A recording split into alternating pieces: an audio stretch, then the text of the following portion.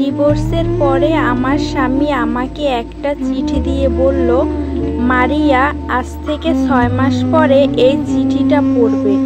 তখন আমি মনে কষ্ট নিয়ে বললাম, লাগবে না আপনার চিঠি। যেখানে আপনি আমাকে জোর করে ডিভোর্স দিলেন, সেখানে চিঠি দিয়ে আমি কি করব? তখন আমার স্বামী বলল, দয়া করে চিঠিটা নাও, এটাই আমার শেষ অনুরোধ। ইচ্ছে না থাকা সত্ত্বেও চিঠিটা ব্যাগে রাখলাম, শুধুমাত্র স্বামীর মন রক্ষার্থে। এখন বলতে পারেন ডিভোর্স কেন হলো? আসলে এই প্রশ্নটা আমারও। কেন সে আমাকে ডিভোর্স দিল? কি এমন অপরাধ করেছিলাম আমি?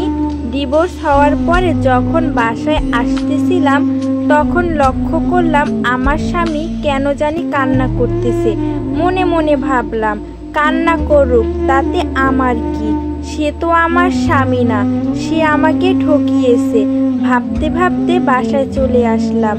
এরপরে দীর্ঘ 1 বছর চলে যায়, আমার স্বামীর সঙ্গে আমার কোনো যোগাযোগ হয়নি। হঠাৎ একদিন মনে পড়ল তার দেওয়া চিঠির কথা।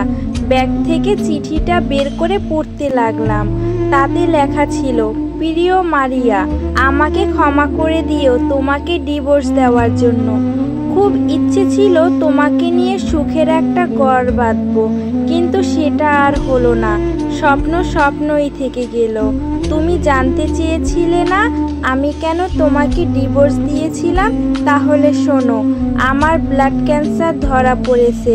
ডাক্তার বলেছে আমি সর্বোচ্চ 4 মাস বেঁচে থাকবো, তারপরে আমার মৃত্যু হবে। কথাটা শোনার পরে কি করব ভেবে পাচ্ছিলাম না। সবকিছু কেমন জানি অন্ধকার হয়ে যাচ্ছিল। চোখ দিয়ে পানি পড়তেছে। চোখের পানি মুছতে লাগলাম। তারপরে আবার পড়তে লাগলাম। সেখানে লেখা ছিল, ভাবলাম তুমি যদি এই কথাটা জানতে পারো, তাহলে আমার থেকেও তুমি বেশি কষ্ট পাবে।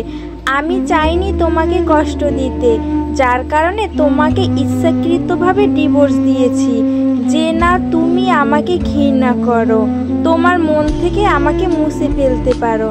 জানো মারিয়া, তোমাকে আমি অসম্ভব ভালোবাসি। তোমাকে ডিভোর্স দেওয়ার পরে আহারে কান্না করেছি, কিন্তু কিছুই করার ছিল না।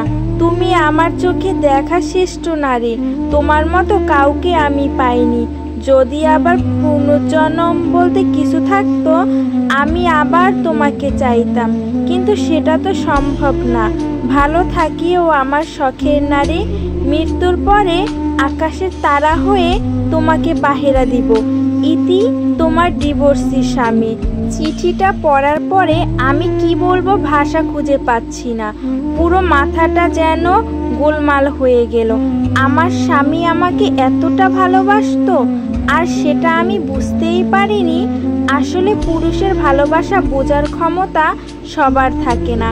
পুরুষ নিজে নিজেকে শেষ করে দিবে, কিন্তু কাউকে কষ্টের কথা বলবে না। এই স্টোরিটা ফেসবুকের টাইমলাইন থেকে নেওয়া।